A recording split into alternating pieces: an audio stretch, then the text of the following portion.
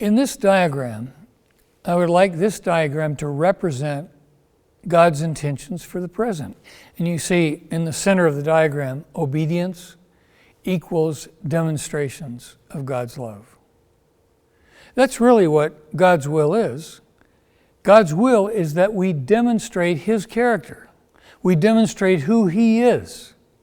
And He loves broken man in our broken communities. And He wants us to reflect that love.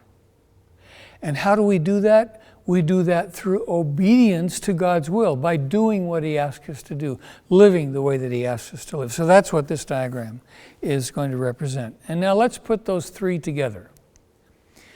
On the left-hand side, we have broken man. To the right, we see that He's looking out in the future, and God's intentions are that broken man see what God intends for him in the future as well as the present. Not just the future, but the future and the present. The good news of the present. What is that good news? I'll bet you suspect. I hope you do. Next slide. What happens? There's a wall in between broken man and God's good intentions for that broken man in the future as well as the present. What is that wall? It's sin. But you know what? It's not the sin of the world. It's my sin. It's our sin. It's our disobedience. It's our not doing the will of God. And that's what we've talked about earlier in some of these sessions, is that why does the church seem to be losing America today? And I believe it's for this very reason. It's not because of the sin of the non-believers around us. It's our sin. It's our not demonstrating what God's intentions are for broken man. And that sin, the world looks at and says, I cannot see God's intentions for the future or for now because of you. If you were God, what would you do to that wall? Well, when I teach this lesson, I hear people in the audience say, break it down. And I say, be careful. You're talking about yourself.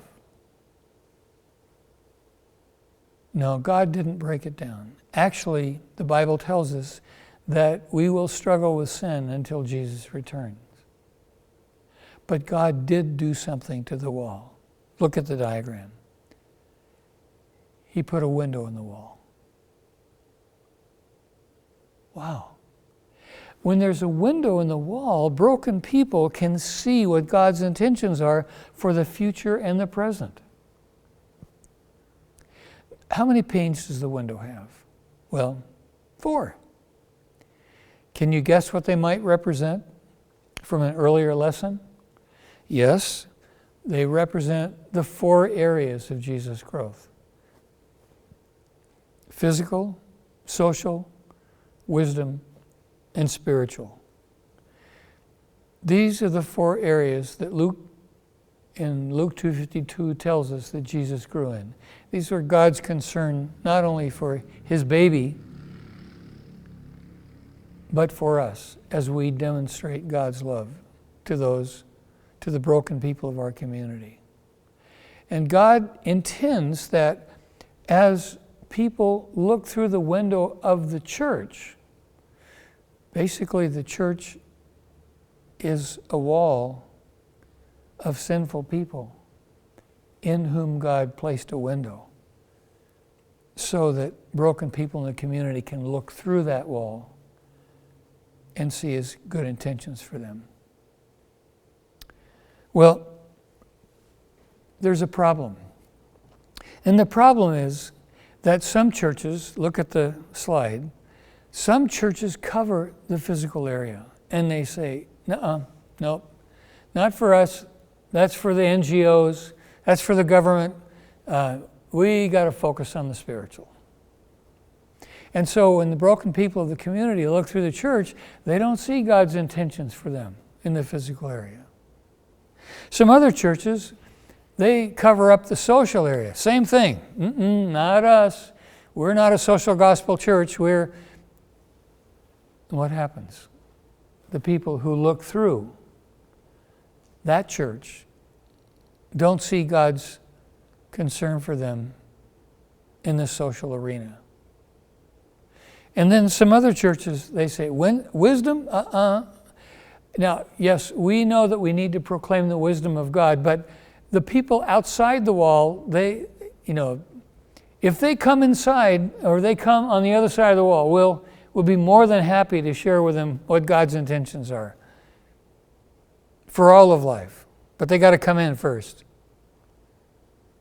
So the broken people outside the wall, they look through the church and they don't see God's good news for them in wisdom, in the social arena, or in the physical arena. But look at the next slide. Spiritual? Yes. That's our calling. We're here to proclaim God's spiritual intentions. We're here to help people get saved. And boy, do we do that well. So as broken people outside the wall look through the church, what do they see? Oh, God cares about my future when I die.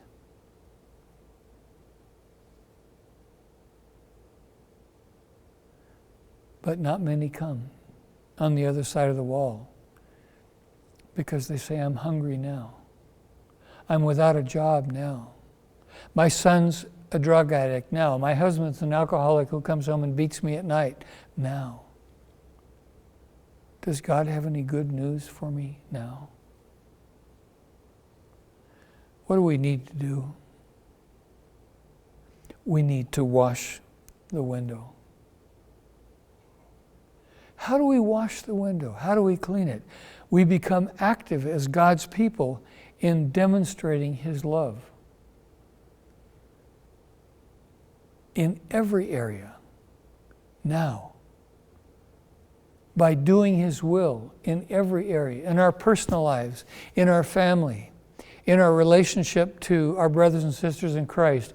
We do God's will in relationship to the people in our community, government, servants, employers, etc., even including our enemies. This is God's will.